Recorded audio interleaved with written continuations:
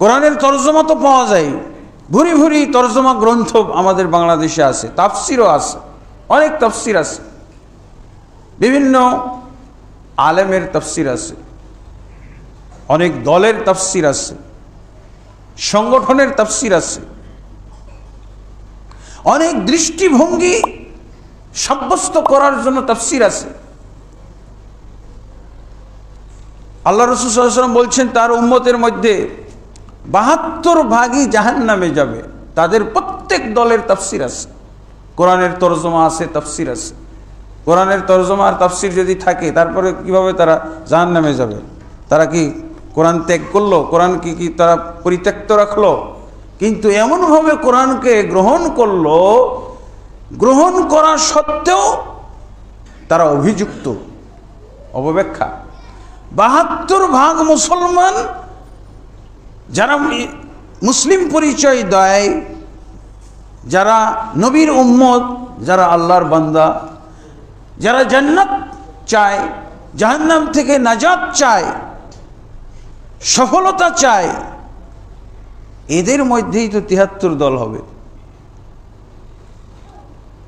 ৭৩ দলের মধ্যে ৭২টাকে আল্লাহ রাসূল সাল্লাল্লাহু আলাইহি ওয়াসাল্লাম বলছেন জাহান্নামী।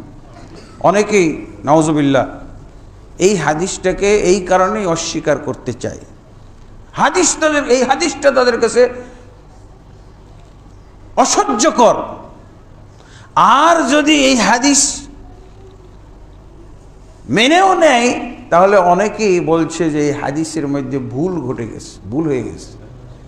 আসলে আল্লাহ রাসূল বলতে চেয়েছিলেন যে আমার উম্মত ৭৩ ভাগে বিভক্ত হবে, ৭২টাই জান্নাতে যাবে, একটা মাত্র জাহান্নামে যাবে। অনেকে এইভাবে হাদিসটাকে গ্রহণ করে, প্রবোধ, মানে নিজেদের মধ্যে একটা অনিশ্চয়তা দেখা দিয়েছে, নিজেদের মধ্যে অনাস্থা, নিজেরাই এরকম বুঝতেছে যে আমরা তো মনে হয় জাহান্নামে যাব।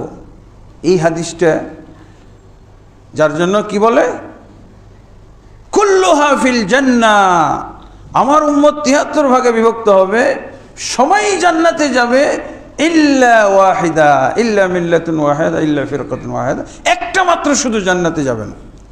মানে আমাদের দেশে এই সেকুলার মার্কা ব্যাখ্যা আর কি, জগা খিচুড়ি, এই যে নানান পদের, নানান নমুনার, নানান দৃষ্টিভঙ্গির, এমনকি আমাদের বাংলাদেশে বা বর্তমান বিশ্বে মুসলমান পাওয়া যায়, ওর ডিউটি হলো ইসলামের বিরুদ্ধে কাজ করা। 24 ঘন্টা ঘুমের মধ্যে স্বপ্ন দেখে, তাও ইসলামের বিরুদ্ধে, মুসলমানের বিরুদ্ধে, কোরআনের বিরুদ্ধে, সুন্নাহর বিরুদ্ধে, নবীর বিরুদ্ধে, আল্লাহর বিরুদ্ধে। সেও আবার সকালে উঠে বলতে চায় আমি মুসলমান। ওর চাকরি হলো ইসলামের বিরোধিতা করা, চাকরিটাই হলো ইসলাম বিরোধিতা করা, ওর পদটাই হলো ইসলাম বিরোধিতা করার পদ, ওর দলই হলো ইসলাম বিরোধিতার জন্য তৈরি হয়েছে। অথচ সেও পরিচয় দিতেছে ধোঁকা, মুসলিম, মুসলমান। তাহলে এরা বলতে চায় যে এই হাদিসটা আসলে কারেকশন হওয়া দরকার। কিভাবে? নাউজুবিল্লাহ বলছে কুল্লুহা ফিল জান্নাহ, ৭৩ ভাগ সবাই জান্নাতে যাবে, একটা হয়তো কোনোভাবে ফসকে যাইতে পারে, ওরা জাহান্নামে চলে যাবে।